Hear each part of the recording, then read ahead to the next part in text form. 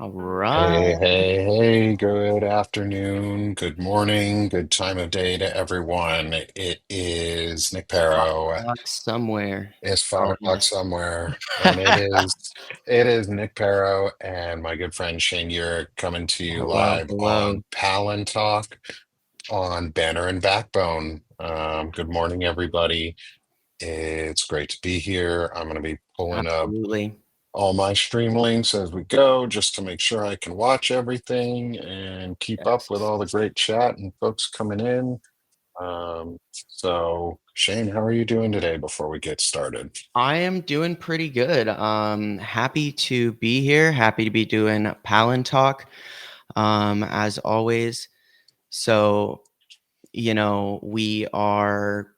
we're here and there's a lot to talk about today. I'm looking forward to this episode in particular. Um, Yeah, this is going to be a good one. We're doing something a little different today, right, Nick? yeah, we're gonna have, we're improving, not different, but we're improving today on Yes. what we've been building on, and we're gonna bring in some, again, last week we linked to an article. Mhm. That we were talking about on Shane's side. This week, we're going to try and actually show an article or two. And we're going to go over somebody special. Not Yes. because they're a good special, but because they're special. Um, and that somebody is Shyam Sankar. Let me make sure I got his said his name. Correct, Yeah, while correct. you're Yep. doing Shyam that, yeah. Sankar, he is a CTO, which is a Chief Technical Officer at Palantir. And he's also been embedded into the U.S. Army Reserves, into Detachment 201, I believe, which is the Executive Innovation Initiative to innovate and further integrate tech into military tech, civilian and military tech and services together. Um, Rejoice, it's a terrible idea. And so we wanted to talk about it because we talk about Palantir. Obviously, Talon Talk is kind of the name of the episode, or the show, and he's a huge threat. Um, and so we wanted to talk about him today, and Palantir and what this means, do some deep dives, and read a little bit of Shyam's manifesto, one might say, I would disguised as say a so. tech. It kinda seems that way, Yeah, um, it's sort when of you read it. disguised as like a tech white paper or like info paper, where you get Yeah. a whole bunch of good information and details about what a tech company is doing or things like that. It reads a lot like that, but it's really a fascist manifesto underneath. Yeah, and I think a lot of what I got out of it too is a fascist manifesto, but even so, it's like he's arguing against himself, but he has this ulterior motive. So he wants something, and he keeps it very, very, it's like if you kind of know about Palantir and you know what they do, and you're coming from the direction that me and Nick look at Palantir, there's a very particular spot in the article, which I'm sure we'll get to, where I truly believe that's his ultimate motive. And it really is one of the most hypocritical pieces of writing I think I've ever read. And Yeah, it's very ironic. Even the first paragraph is literally misinformation. It's literally false. Um, and it's like he exaggerates a number. And I read it and I was like, I need to fact check this because that's not fucking true. yeah, Um, and so like right off the bat, and he sounds very intelligent. I think that's one of the things too that you have a lot of these people, these savvy business tech bros, and they sound really smart, and they are smart, but they also have this there's a certain degree of like, if you actually kind of know what you're looking for, they're so full of shit. Yeah.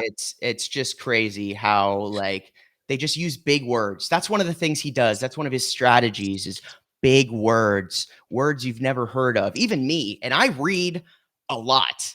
And some of these words he used, I was like, what the fuck? Like, did he make this up? But no, I mean, he just went through the, Webster dictionary and was like, what's the biggest, most like, confusing word I could put in here that means something very simple. But the, Yeah. Yeah.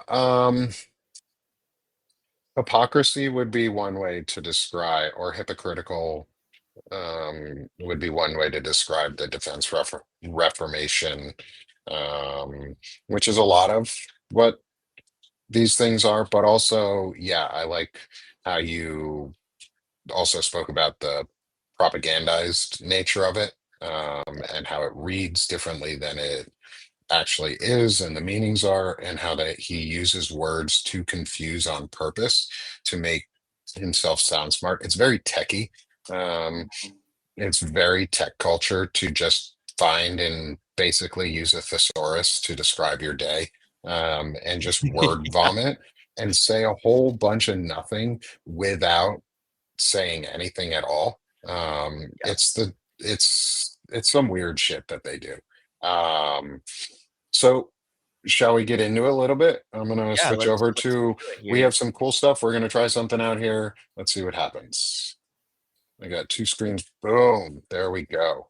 We are living the big life here on Palantalk with Yeah, some cool new um discussions. And so we're going to read directly from the Defense Reformation. It is a website yeah, that is available. I am not going to link it because I do not want to give this guy traffic more so than necessary, um, because that boosts him in search results, things like that. yeah, The last thing we want to do is provide these people really more foot traffic and more web traffic than they deserve. So I won't share the link itself. It is called 18theses.com. If that makes you feel any better about the quality of what might be in here and that it might not be a manifesto, is just listen to the title. It's 18 Theses. He's doing some manifestoing in here. So let's get through it a little bit. The Defense Reformation. Um, and so I'm going to get it up. We're going to go through the intro, read maybe a little bit around this. I just want to read out loud some of the pieces of some of it, like the intro itself, because that way it's easy for everybody to hear and understand. And we hear the words out loud, because sometimes reading them doesn't internalize them until you hear them. So around 2014, Russia annexed Crimea.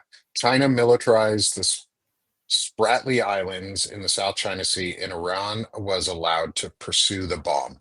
A decade later, we have had more than 300 attacks on US bases by Iran, 1,200 people slaughtered in a pogrom in Israel, an estimated 1 million casualties in brutal combat in Ukraine, and an unprecedented tempo of CCP Phase Zero operations in the Taiwan Straits. This is a hot Cold War too. The West has empirically lost deterrence. We must respond to this emergency to regain it.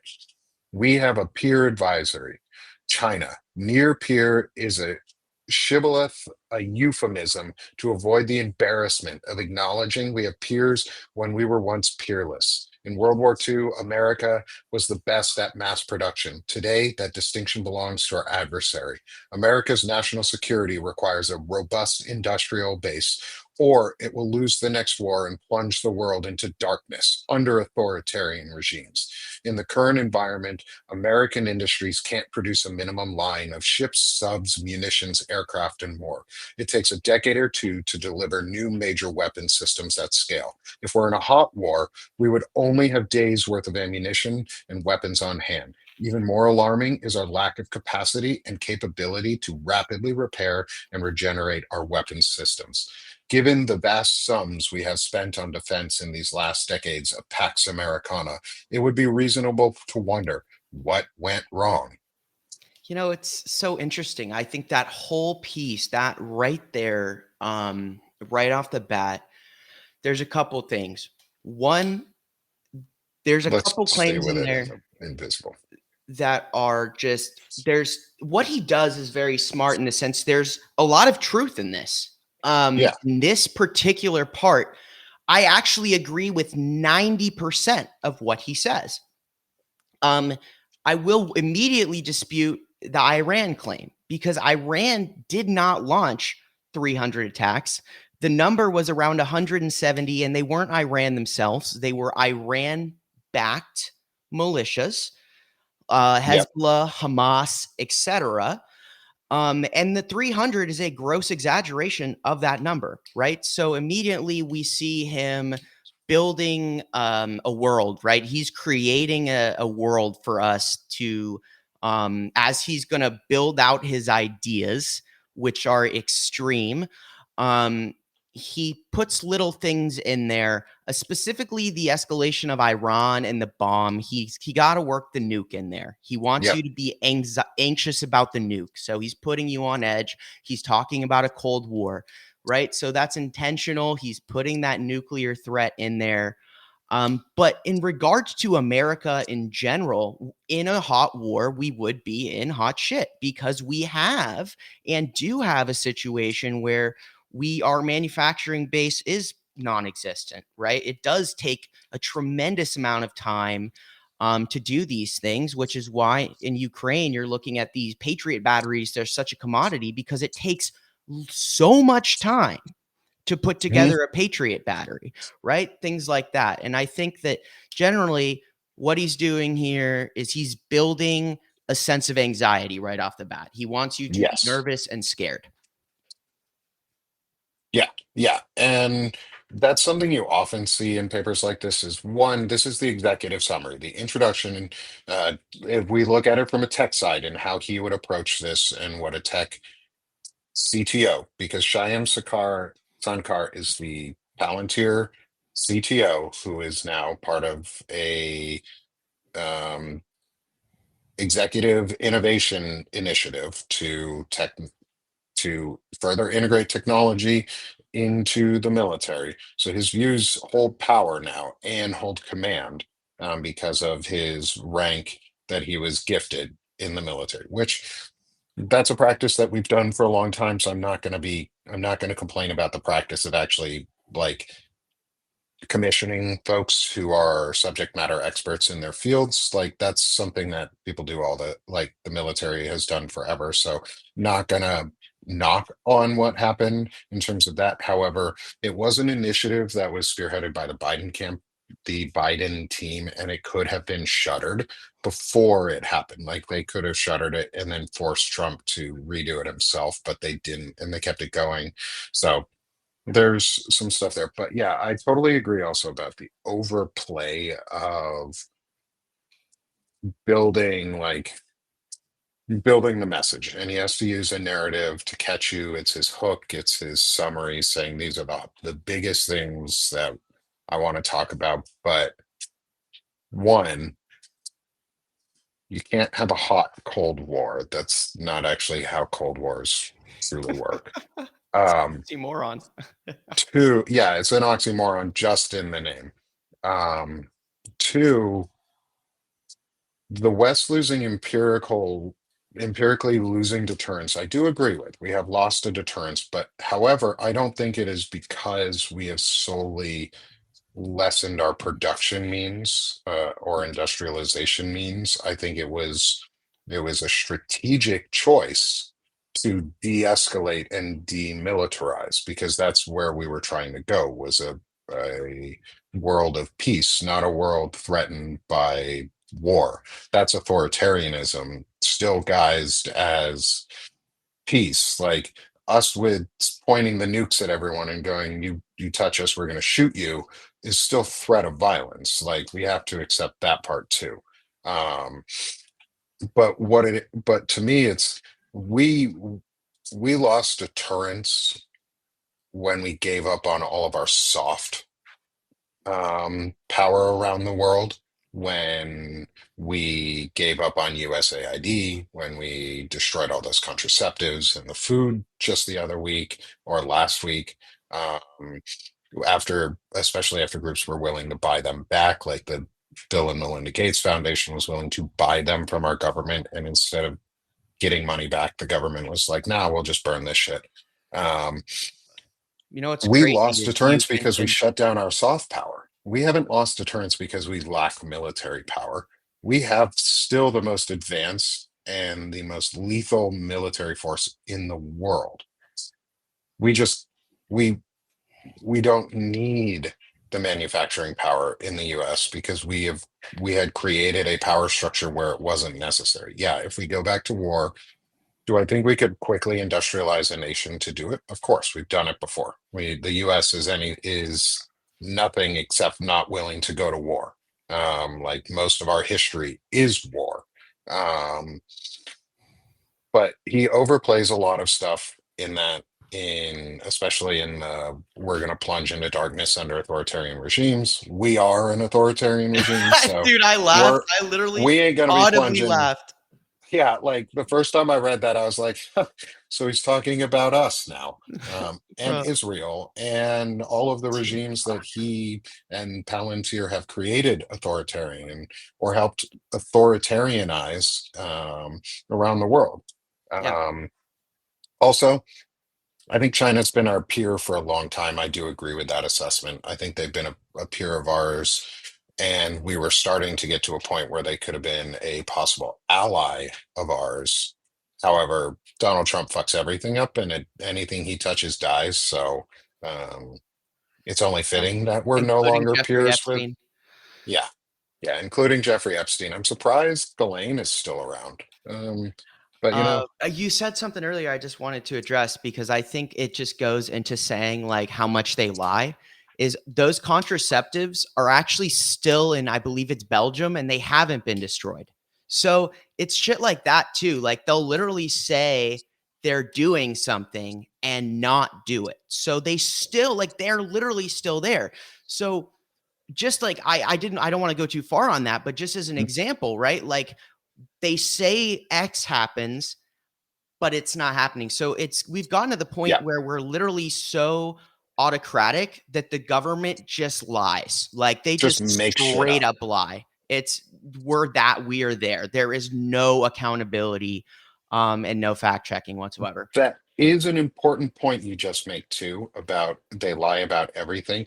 I was talking to someone very recently who they and I have differing opinions. I'm going to keep their confidentiality as much as I can. I will not reveal any relation to them that I have with this person, Sure. or name or gender, because I want to keep our friendship safe. Right. This person and I were talking though, and I even said, I was like, we were talking about the Kirk assassination and this sort of eventually all of this all wraps in together. Like there is a strategic reason they do everything that happens on the right. But I said something, and he or they, he, she, they, oh, okay, it was a he, because I already revealed This that part. individual. This individual, he, who I say, well, it is a he, is he, I, I said, hey, like, I can't believe anything that they're telling me about the release of the information from the FBI. Not because I don't believe that they have found all sorts of good information, but because I'm not going to jump to any conclusion or belief from this administration because they lie about everything. Everything. And when I said that, his response was, yeah, they do. They lie about everything. And I was like, there you go. Like, we agree. We have a starting foundation that we can all agree on. I think so many people have come to the conclusion finally that this regime is just going to lie about everything. You cannot believe anything that they put out. And that's the point. But now the people that voted for it are seeing it. And Yeah. we have to Yeah. be willing to then not blame them more, but Correct. turn the conversation and go, okay, well, we both admit that they lied to us and are lying to us. And that fucking sucks because neither of us want to be lied to. What do we do now? and how do we go forward together? And that was what I talked about with them was we're going to go forward together, and I'm just here to talk about the truth. Like I only want the truth.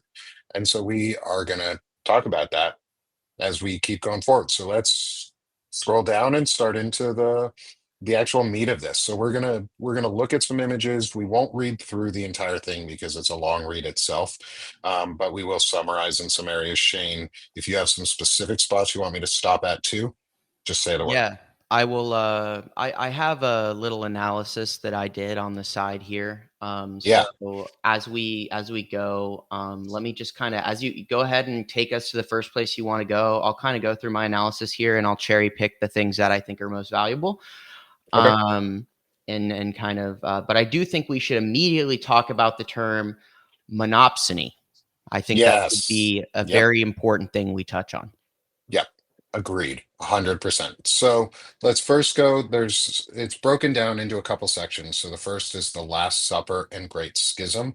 So if you notice, he's going to use religious terminology Yeah, and key words that trigger very religious, like underpinnings and faith-based um, anger or faith-based emotion. Like he's building specific emotion out of this using keywords. So the Last Supper and the Great Schism are about how the defense secretary held a dinner at the Pentagon, so-called the Last Supper, and it is what consolidated the corporate defense sector. And this yeah. we will talk about a little bit because this is a cool graph. This is an interesting graphic.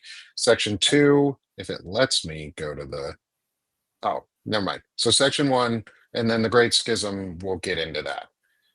So corporate consolidation in the defense sector, this gives a mapping, and I'm going to zoom out just a little so the map might load more of the way. So here we can see,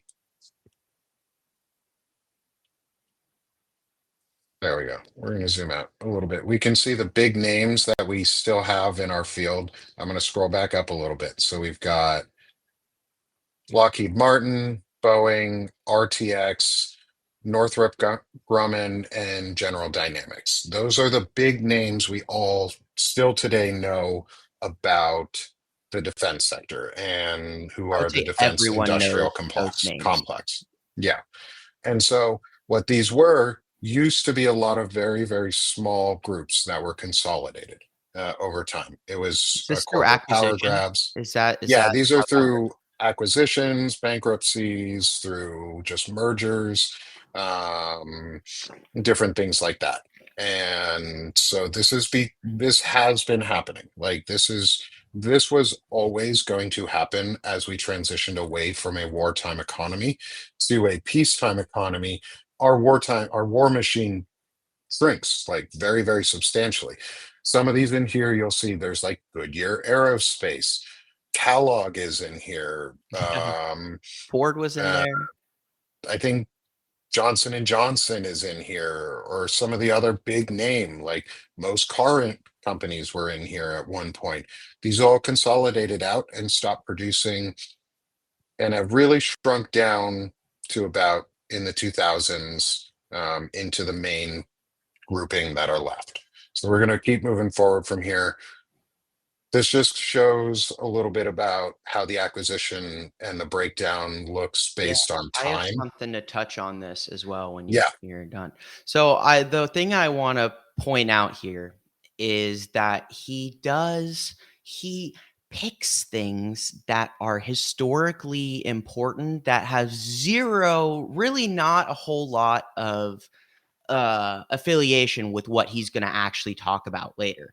yeah, So he starts and his framing here, and it's important we address that his frame is he wants you to be afraid of some sort of massive global conflict.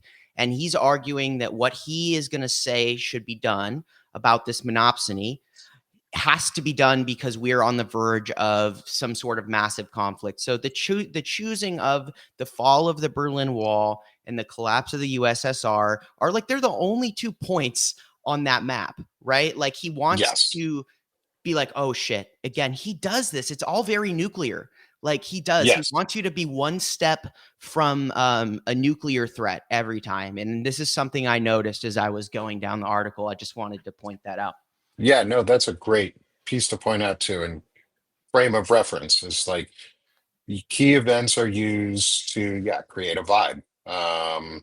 Is Sunny put into one of the chats. So we've got three chat streams going. So I'm monitoring all three. So please ask questions and stuff. Um, if you've Pull got up. any. And the you'll notice the big ones are the fall of the Berlin Wall and the collapse of the USSR. There are no mentions in here of Vietnam, Desert Storm, um, or 9/11. Those are not key events that are on listed on this mapping. So this is all based on the World War II and Cold War. This is where he builds his foundation off of. And it's a lot of truth. Like, yes, after the collapse of the USSR, the US very quickly shifted to a peacetime policy and promoted peace through strength or strength through peace with programs like USAID, the I don't remember the exact name of it, but the broadcasting that we used to do or should be still doing around the world. It was all our soft power. It was everything changed because we tried to go towards a soft power initiative. Um, and so what we're seeing here is this is the major system acquisition budget share by industrial base category. So it's defense specialists is the broad range of categories now. Aerospace and defense companies roughly has maintained a very steady percentage of this chart. Um, the one that has fallen is commercial companies serving defense and many other markets.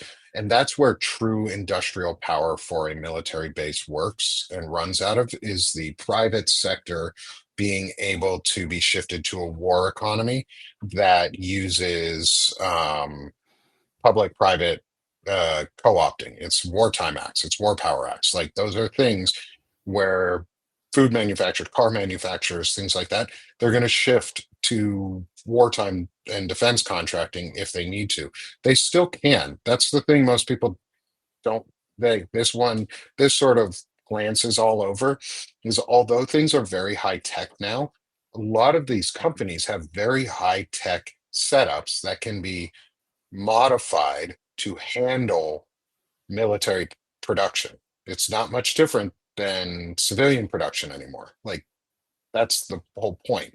But I think we could do it. We could ramp it up if we needed to. So there's also fear mongering in this article. That's one of the big things is fear mongering. So Lots of let's fear keep mongering. going because I want to get to where we actually want to talk about, which is the monopsony.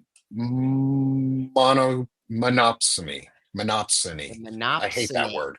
It's literally Monopsony. It's a so stupid obnoxious. freaking word. Okay, So so obnoxious. so there is the monopsony's fixation. So I'm going to switch over to um, this one. This is an article that I have, I think, the monopsony. Yes. And so we're going to this was my breakdown of a monopsony versus a techopoly, because those are two things I was talking about. Monopsony is kind of like a monopoly, but not quite the same. So these are breakdowns from Siam's words, and I actually use a lot of them because they do make sense. He does have a very clear definition of what it is. I just don't think it really makes sense. I think it's kind of stupid and just a word to make himself sound smart. Um, but yeah, so let's get into that. So monopsony. A monopoly is when there is a single supplier who controls the entire market. A monopsony is when there is a single consumer who controls the entire market.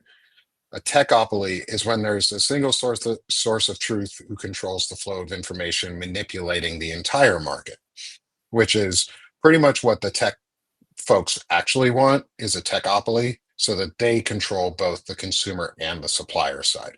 So a monopoly is supplier side, is one supplier manufactures everything and only everything from a for a component. So like let's say Boeing. Boeing would be a monop oh, Boeing's not, but there are very few true monopolies out there. That we define legally right now as a monopoly. Okay, I was gonna say Amazon there's would a lot be, of them in a non if you're not defining them as yeah, monopolies, but yeah, okay, for sure. yeah, yeah. So legally speaking, currently legally speaking, there are very few monopolies. However, there are a lot of them.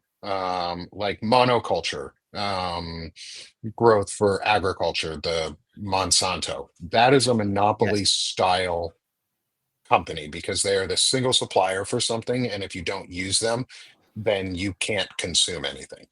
Uh, a monopsony is, in his opinion, is would be like Walmart. Is they're the consumer of supplies, but if you can't distribute through Walmart at a store, you don't get to distribute. And he Like, uses Amazon as, like, the counter to that, right? Like, the monopsony of Walmart assumed they had the market locked down, but now that Amazon exists and Amazon is the primary buyer, if you're a brand, right? If you sell something right now in this market and you are not selling on Amazon, you are missing such a massive market share that you are going to lose to competitors. And that's basically and that's really honestly like Walmart and Amazon, right? Those are the easiest ways I think to understand a monopsony and what he's claiming.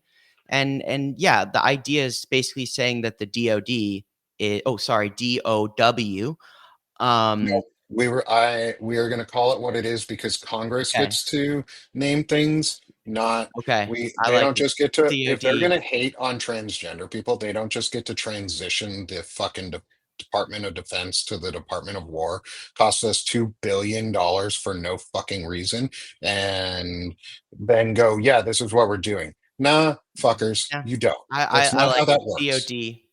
DoD. We already have the Dow. It's their favorite capitalist market indicator. We don't need, Yeah. we don't need Yeah, that. sorry to interrupt there. But before No, we you're go on, I you were it's good. making a big point though, is his definition of a consumer though is the monopsony is the DoD. Yeah. Um, and so we're going to go back to the Defense Reformation side. We'll leave mine for now, and we'll just go back to the Defense Reformation and continue our analysis there. Because here's where we're at. Really, is like the meat of this discussion is the monopsony. Okay. So let's read from the thesis of the Defense Reformation. One, monopsony is the root of what ails us. The root of our pathology is a lack of competition inside of defense. Avoid a mono monopsonistic monopsonistic buyer at all costs by approximating market mechanisms and dynamics as a key principle of the design of the DoD. I'm going to read this as like shittily as possible for a second because this is how it reads to me. It's just like, Oh, yeah, I'm no, going to I use agree. big, stupid words. Example, the newly created Space Force is a worthy uh, competitor to the NRO competition. I think maybe a worthy competitor to the NRO might be better, but whatever. That looks like duplication is insurance against complacency and unpredictability. There's nothing more costly than losing. When only monopsony persists, things will not work. They will be expensive and they will make us weaker. The last great monopsony was Walmart. In the 90s, their TV advertisements promoted everyday low prices. The strategy was to squeeze suppliers on prices rather than encourage innovation. They never saw Amazon coming, and are now a third of the size. Will we let that happen in America? So, what it really is, his breakdown is all about cost plus contracting. Yeah, It's cost plus something right. to It's usually make time. something. And yeah, cost plus time and effort.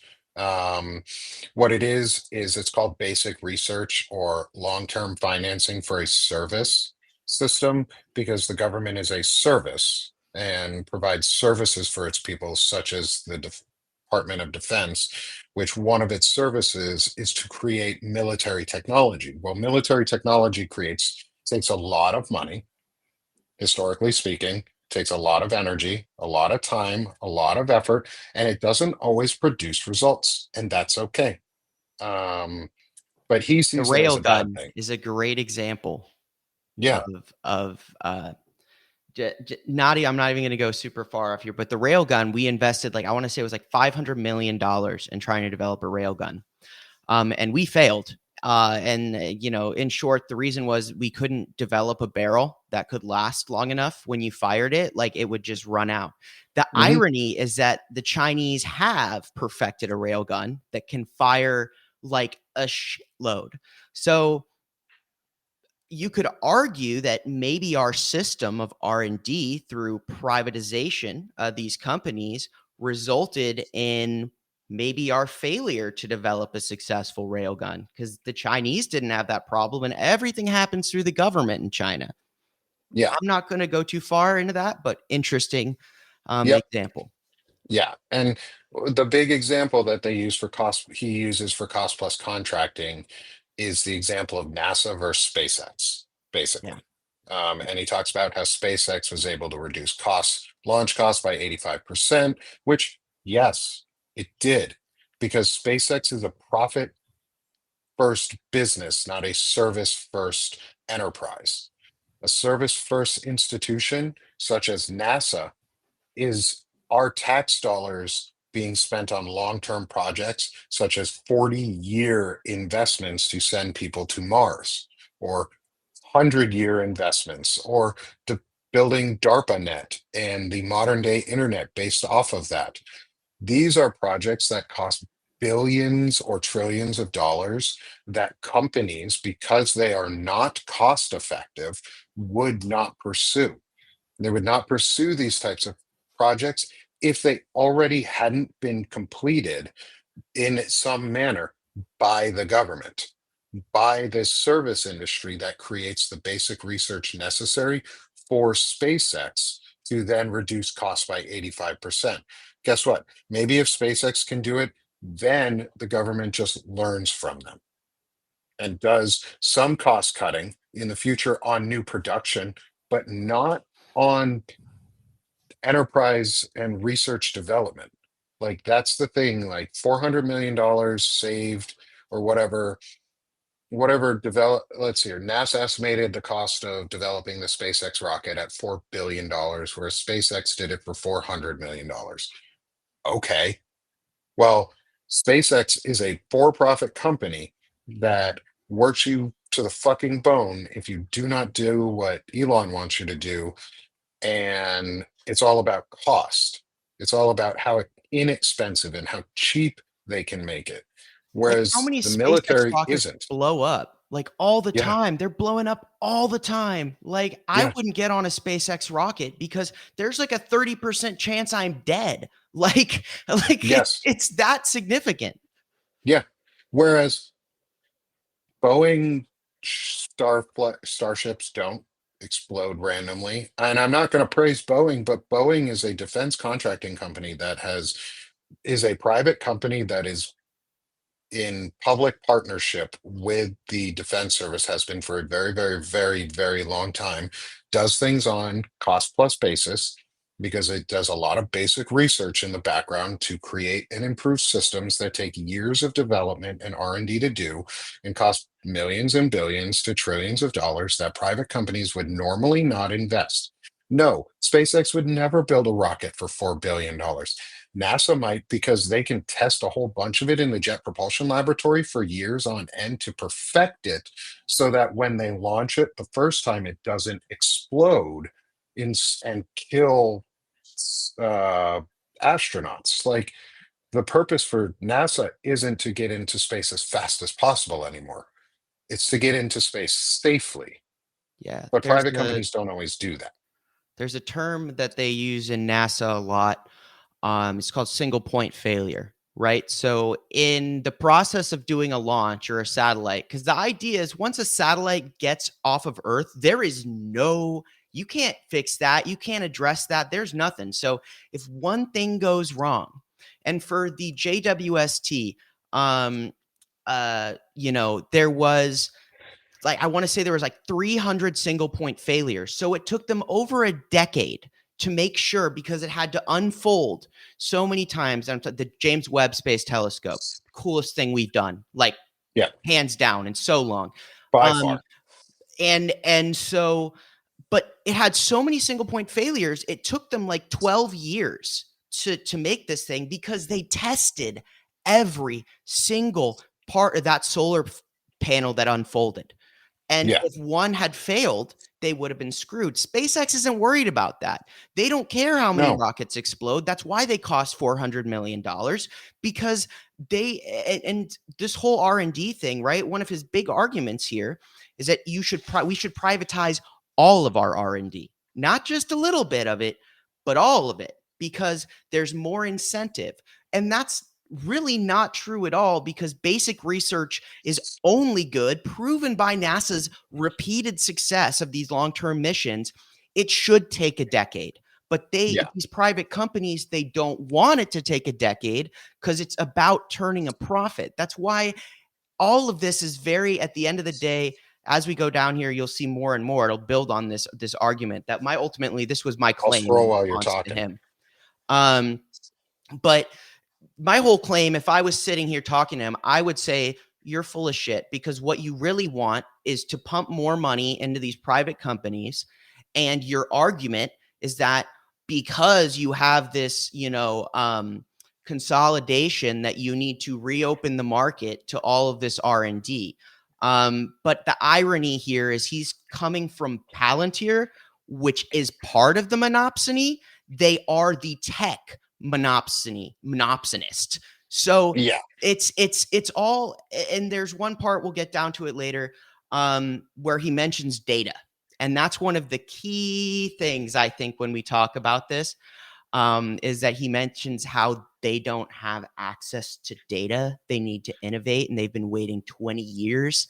And that's what I think really it is if they need more money and R&D. They're just trying to pump the value. And if you reopen the market, it really just creates more opportunity for consolidation.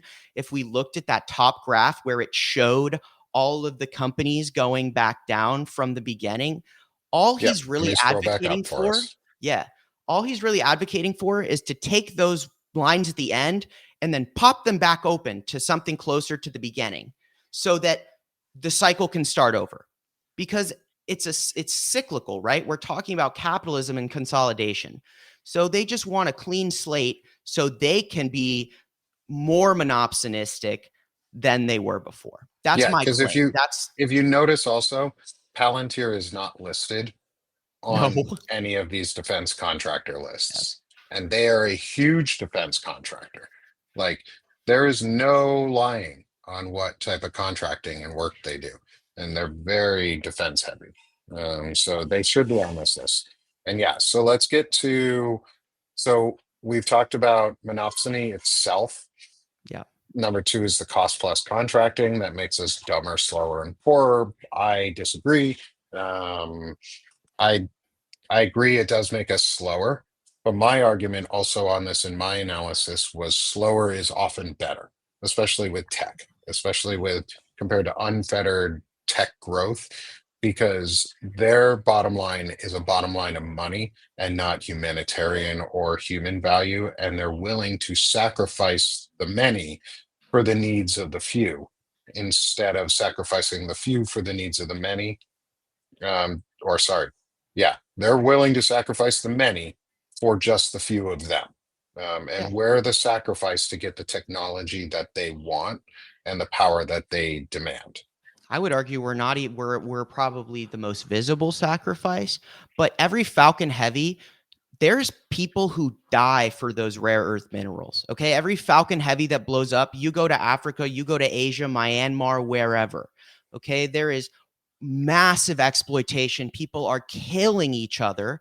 There's Yeah, genocides over these countries because groups are trying to control rare earth minerals.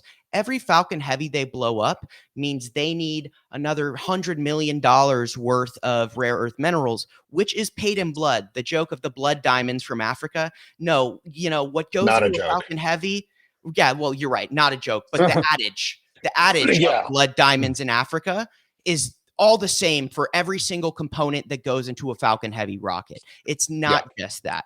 So we are maybe the most visible, but it's intentionally invisible, all of the lives that are lost to build a Falcon Heavy or to build any of these things. And I think it's yeah. worth talking about that because they shouldn't be invisible.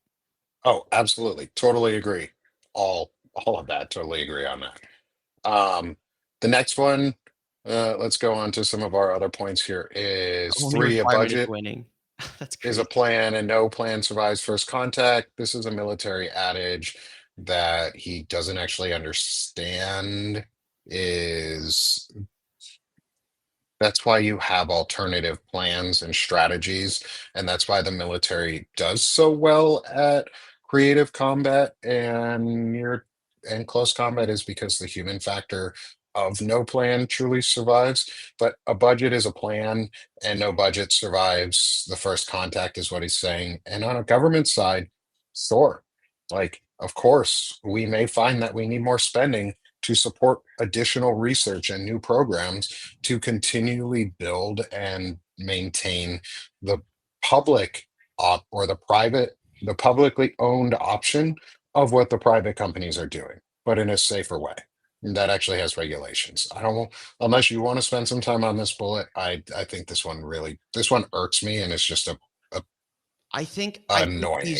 all of these this on the screen here is we can kind of sum these all together. And he's basically arguing that it's basically like you need to privatize things because the way things that are centralized, it doesn't work as well. And I think maybe this is a good point for you to talk about Conway's Law, because I think that is something that will kind of help and play into what we're going to talk about next, especially this Yeah, requirement is winning, primacy of people, et cetera. And I think that would be a good time for you to touch on your article about yeah. that as well. Yeah, and so before we go to that, is the person is the program, the primacy of people. What that really, if you're in the tech world, what that means is 10x or 100x employees. It means you're overworked, underpaid, and for the talent that you provide, and they're just going to use you up in an endless amount. That's sort of what that means. But what I want to get into is really number seven. Is that one's one of my favorite topics, because Conway's Law is one of my favorite actual laws of like how organizations and things are structured. And one of the things that I really like to do is build and structure organizations and define and help build how people communicate and talk and learn, and what is like how things are disseminated in a way that people can understand and collaborate on. It's about collaboration and building and team building and growth. So Conway's Law is you ship your org chart. I'm going to read my definition of Conway's Law, and let's scroll all the way down. I don't know if I do Conway's Law on this one. No, it was your This other one, this article. first one. Yeah, yeah. Okay, so I'll drop this link in all the chats real quick too, for anyone who wants to look at the article itself. Is This article is the insider threat Palantir CTO Shyam Sankar. It's the first part, or it's one of the parts about Shyam himself, but also about the defense reformation. And so Conway's Law is something that's big in the tech field, but it's also a important thing. So let's read through what I wrote here on the discussion about what he said, and my quick analysis of it. So Conway's Law, look at it, quick dive into the tech field and discuss Conway's Law. It's one of my favorites. And to be honest, Sankar provides a concise description in his manifesto. The core idea is that the way members of an organization communicate and collaborate will shape the design and character of the systems and projects it produces. We can compare this to Melvin E. Conway's own definition from Wikipedia, which is organizations which design systems in the broad sense used here are constrained to produce designs which are copies of the communication structures of these organizations. So in my words, your system is a reflection of how you communicate, and it applies to many areas of life. If applied appropriately, it is a great way to help bridge communicational functional gaps, creating a system that is self-reflective, evaluates, and iterates and grows. The critical component in Conway's Law is the intent, and it's how you use the system, and it's how you use the communication structures to either better the system for everyone in collaboration and increase everyone's overall ability to say produce compared in a way that is ethical and moral. Like this is where he doesn't take into that consideration is the ethics and the morality of it. Is not only do you have to consider the communication itself, but how it's communicated, why it's communicated, and where it's communicated. Those contribute to the morals of it and the ethical nature of it and how you intend the words to be used. What are your thoughts I on think there? I think that the interesting thing is Conway's Law doesn't say that there should be an ethical factor, and your definition doesn't say there should be an ethical factor either. You're simply stating that it's a reflection of the communication structures in the organization, which Yeah, means since Palantir is a corrupt and amoral organization, its practices in and of itself are going to be amoral and corrupt. Because like correct. you said, if you look, there's a graph in there where it shows like market cap and the amount of employees. And if you go down, is it down or up in the article? I don't remember. But if you go, I think it's down. Which one were you? The graph where it has the market cap and then the number of employees in the company. No, I think it's towards the bottom. Keeps going. No, Oh, it must no, be up we're towards at the the middle. bottom. Must be up Is towards this the one? middle. No. Oh, you mean that Um, big green, yeah. There, right there. So if this you one? zoom in on that right-hand category, it's the only time you see Palantir. And that's Oh, honest. There's so much irony here because it actually has the biggest market cap, I think, on that. It might be one of the it biggest does. market caps. It's the biggest market cap. But if you go down and you look at the number of employees in Palantir versus all of the other companies, it's like I think the closest one is It's like 10%. It's 4,164 right here. yeah, and Employees. so in terms of exploitation of your employees, and they have the highest market cap, and yet they have the least employees. So you're looking at a company that probably extracts a shitload of productivity from these people. Now, I just think that also as he's talking about monopsony, and he gives you a straight up graphic that shows that Palantir is capturing so much of our defense budget right Hmm. there. That market cap is insane, which means it's getting massive contracts. So just that right there. And let's apply that to Conway's Law. If this man is an officer in this company and he is Hmm. misleading you through this paper, and still he's providing data, but he thinks he's smarter than you using these big words, that he can shove this in your face and still get you to believe what he wants. But the reality Yes. is Conway's Law itself, which is a law, right? So there's theories, but then there's laws, right? And if we're going to say it's a law, it means that we have unanimously stated that a organization is a reflection of its components, which makes sense. Communication structures. Just like our government, right? It's a reflection of the people who are running it. And since it's being run by the billionaire mafia, we are going to have a government that is amoral and corrupt, which works Yes. very well with amoral and corrupt contracted defense companies that do participate in the monopsony. And Palantir is the worst of them. That's why we have this show, because we Yeah. talk about it. But yes, I think your principles on Conway's Law. I think that really is what it is. And it's very simple, and he can make it as complex and use as big words as he wants. But he's Mhm. all kind of damning himself when he brings that in, and he makes such a big point about it, because again, I think these people just think um, that they can just say whatever they want, and that everyone is just going to be as stupid as they think people are, Mhm. because he literally put this on the internet. Yeah. So that's kind of my take, and I hope that kind of touched base on No, it what you. does. Yeah, It does. Yeah. And one of the things too, especially on the Conway's Law side of it, because we're gonna close out our discussion here on this and then shift to our next favorite part of the show.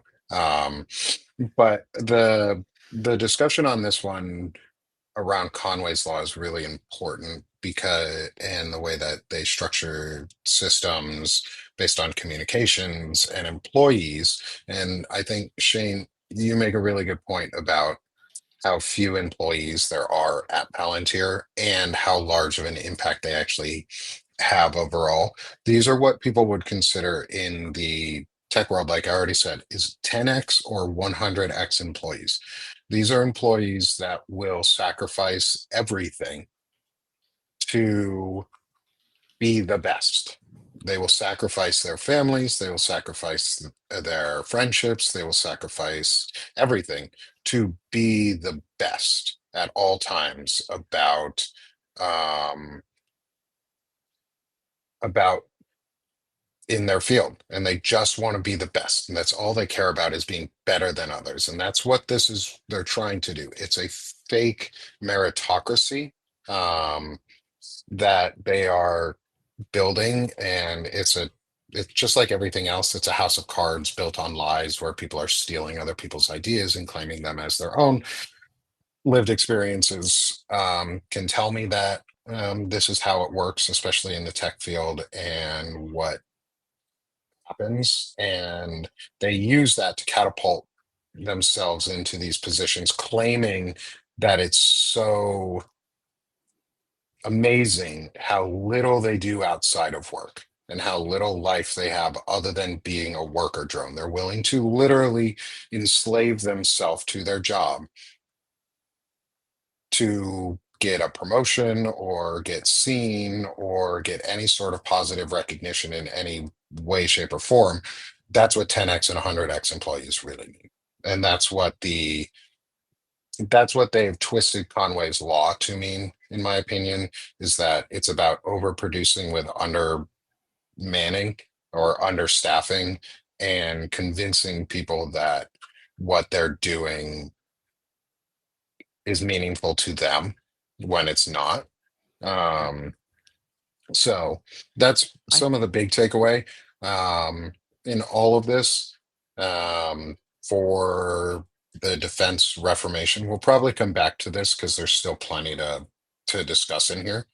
So maybe we'll do a part two coming up soon. Um, I think we well, should next touch week on the primes, and kind of maybe I think that's an important part as well. So maybe we can kick off next week with just a couple. I won't be here Um, next week. You'll be oh, I'll hosting have on to your carry. own. I'll carry the banner next week. Yep. So Nick's done Oh, and it. I'll get So you set next up week, ahead of time with everything so you cool. can Word. use all the resources here too. Okay.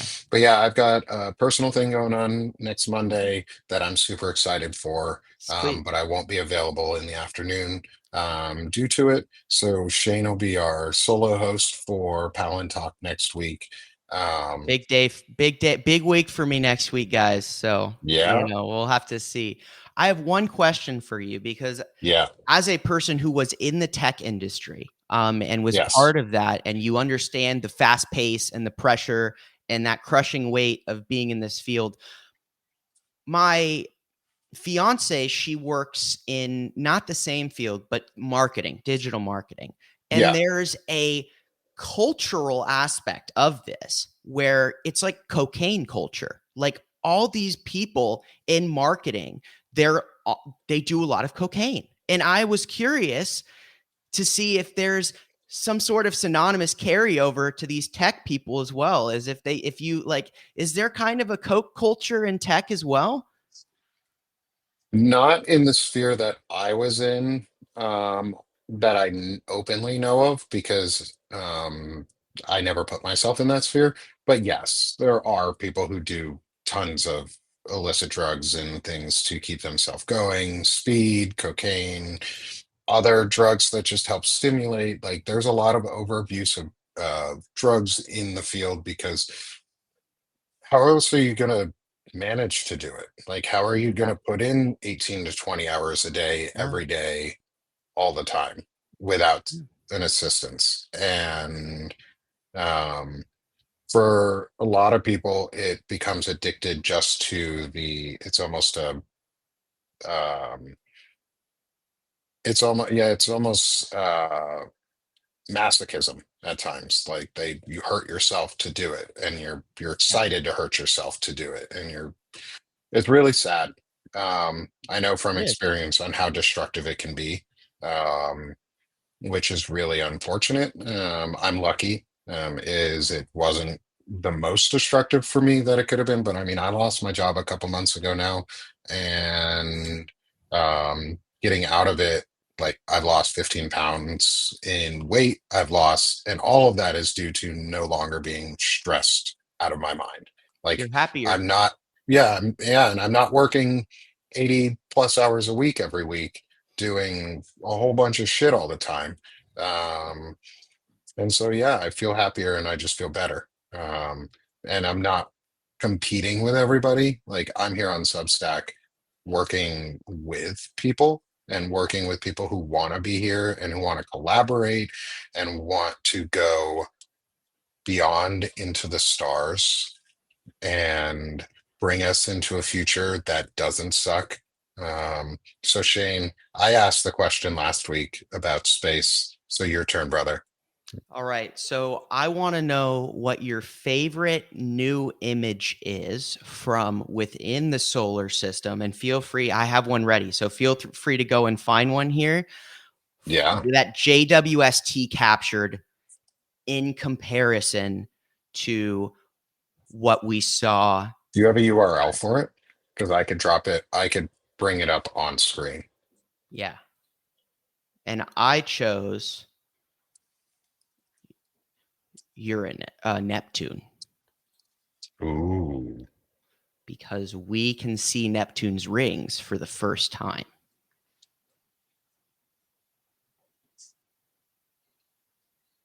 Okay. Let's get this up online. This is gonna be cool. This is gonna be cool, y'all. Boom. Let's see if we can zoom in on that. Let's get some zoom a little bit more. So There check we go. that out. Check that out. So Voyager goes back to 1989, and it's like that deep blue, right? So, and you have Hubble, but what James Webb does is on an entirely different spectrum. And we don't have the blue, but you can see that Neptune has these rings, and they're so visible, and it's incredible. I mean, it's just a beautiful picture. It's stunning, and it just goes to show what, 12 years of R&D can do. Yeah. Yes. And that gets back to the idea of like, it took a long time to get there, but it was worth it. It was worth it because this picture was taken a year before this picture. And not only do we get the rings, but we get like the glowing aura and hot spots and like reflection points that we couldn't see here before. And if they look at that from different thermal grades, they can show like how the layers and the different like pieces of all of it. Yeah, no, that's so fucking cool. I'm so glad you Love asked it. because I I found a love it. really cool one to show for Awesome. my next one. And this is one of my favorite images from Hubble, just in general, is the Yes. pillars of creation. Yes. So the pillars of creation, and this one's really neat. This is the Hubble version. This, as I slide across, is the James Webb version. Wow. Look Wow. at how many more stars and solar systems there's and galaxies they're seeing behind, because each one of these lights, points of light, is a star. Every single point of light in there is a star. And then comparing, like, this is so gaseous, it's beautiful, like one of the So most beautiful. iconic images. Beautiful. And then we slide it over and it's just so much more vibrant. Like it almost looks like there's an animal jumping out of this one, like lions coming out, or a face up here. I see like Chewbacca coming out of here. Let me create. Did you ever hear that the way they made that sound? If you like actually look it up, and I encourage you guys just to go and look up how they actually made the Chewbacca sound because I want us to stay on topic of cool space pictures, but it's Mhm. a crazy story and it's really cool. So I have there's something really cool that you actually get out of this as well. Yeah, And it's the concept of gravitic lensing.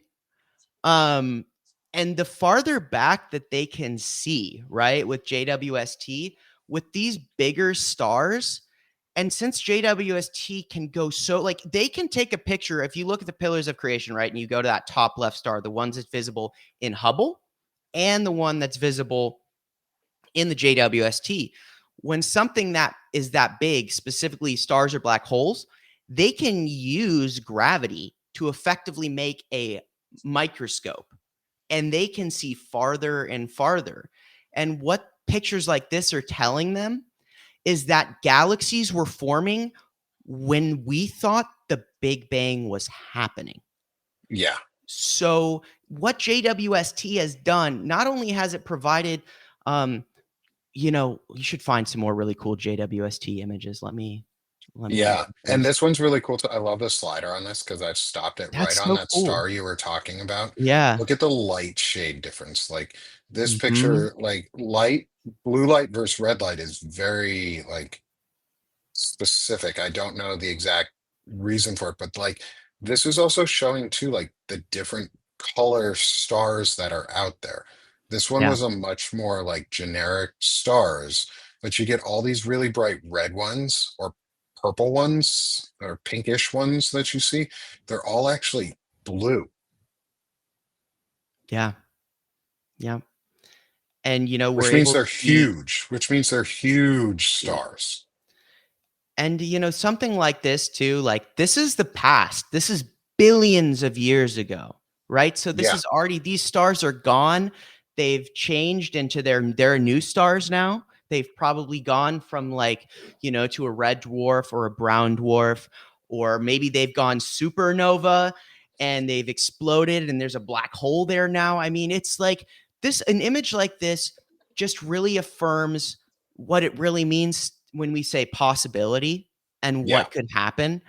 I'm trying to Yeah. think. There was really one of the nebula. There's a Because phenomenal even J. zoom, like I'm going to zoom Yeah. in on this one. Look, Yes. we've got a couple stars that you can actually see behind that you couldn't. You could barely see one, but all this aura around it because of the lensing, you can't see it. But now, because the lensing is so much better on the cameras and the image quality is so much better, you see all these stars behind it.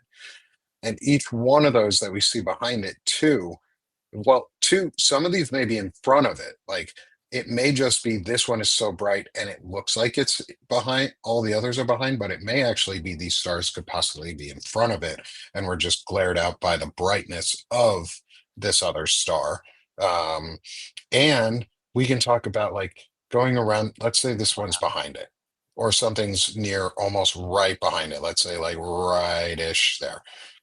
When you get in right behind that big star, the gravitational lensing that goes around it too. So the time difference that the light takes to get to us based on the lensing of the universes or the galaxies around it also impacts how long that light gets to us, what light quality we get, um, whether how far away it is. It all goes into their computations on figuring out like the information about these stars. Ooh, this one's pretty. Okay.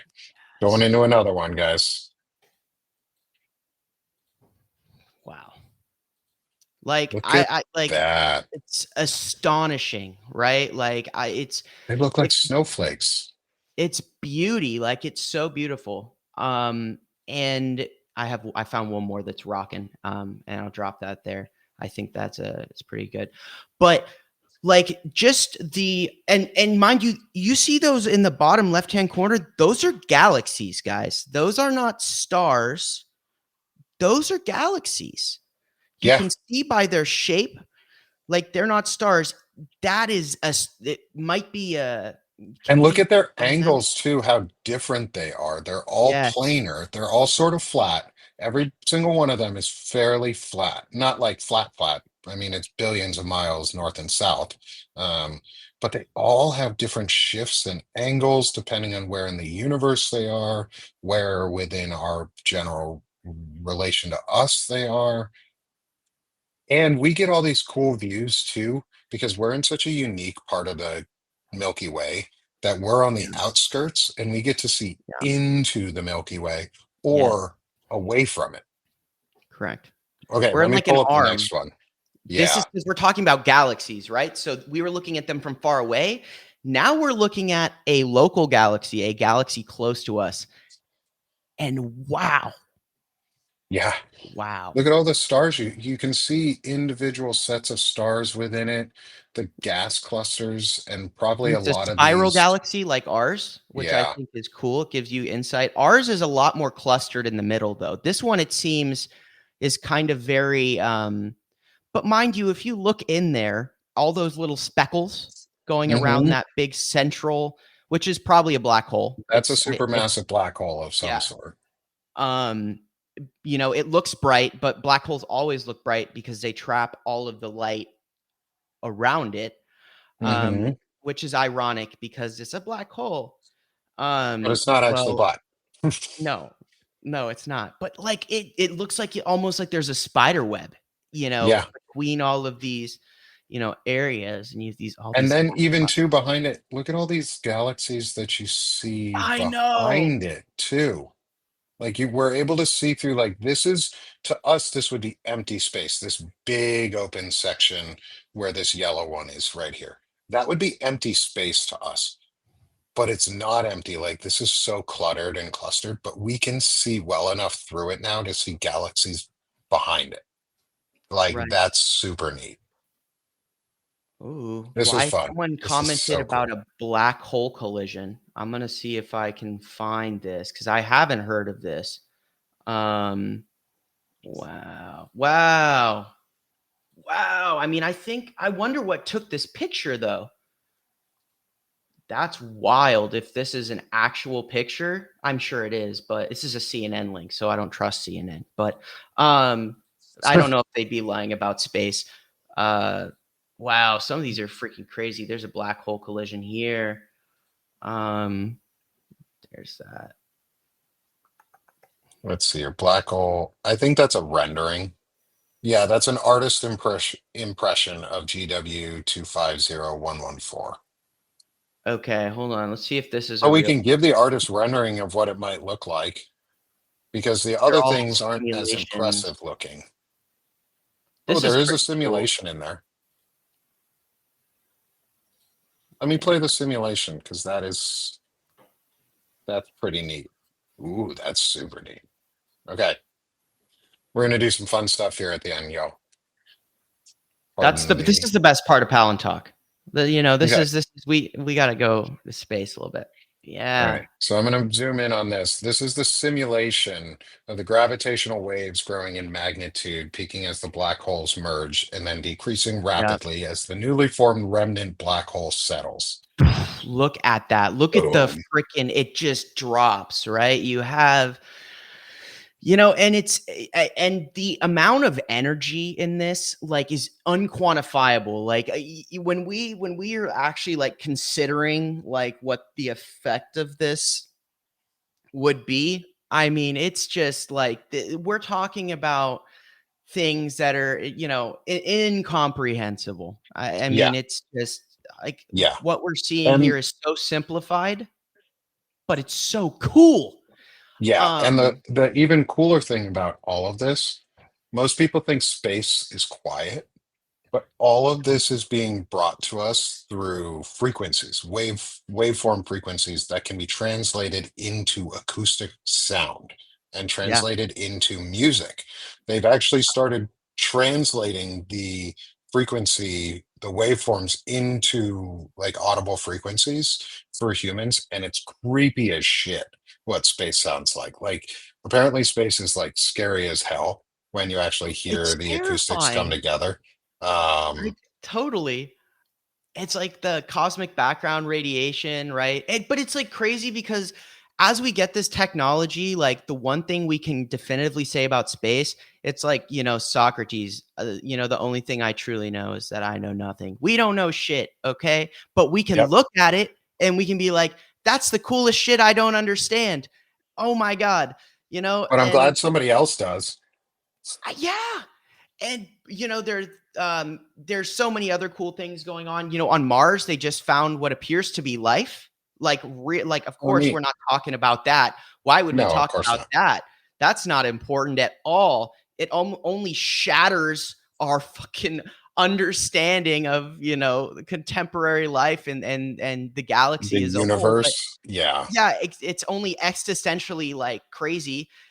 Which means, okay, well, if there was residual water on Mars, what the hell are we going to find when we get to Europa? So cool.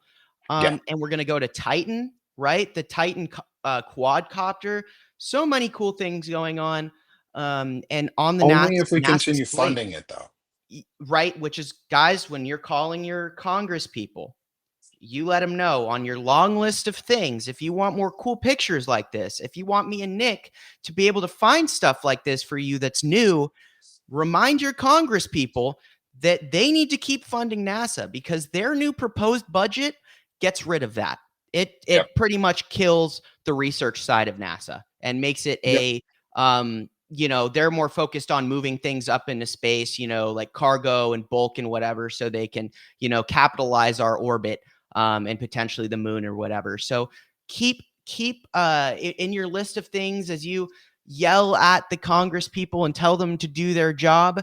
Remind them that NASA is one of the best services they provide the American people, and they need yep. to keep their grimy, wasteful, fraudulent, and abusing hands the fuck off of our space exploration. Shane, appreciate it as always, brother. Um, It's been a Thanks pleasure, Nick. everyone for joining us today. This has been an incredibly fun conversation as usual. And I'm really glad we dug into the Defense Reformation for part one. Stick around in 2 weeks. We'll do part two. We do this every Monday at 1 p.m. Eastern time. Um, I will be out next week, so it'll be Shane solo casting through Banner and Backbone and the channels. So please keep a lookout for Shane on Monday next week. Um, I cannot wait to see what you make, brother. Yeah. And I'd like to say, like, I know that we are Palantalk, I think what you got 130 people in there, Nick. I think I have 29. I think Banner and Backbone was like what, like 37 30, right now. 37. So we have over 200 people today that joined us for Palantalk. So the show is growing.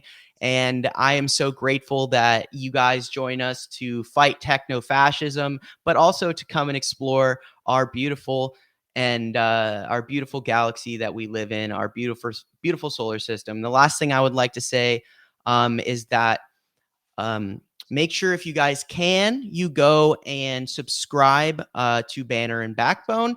If you haven't subscribed to me or Nick as well, make sure you pop over and subscribe to me at the Firebrand Project, to Nick at the Sick of this shit with Nick.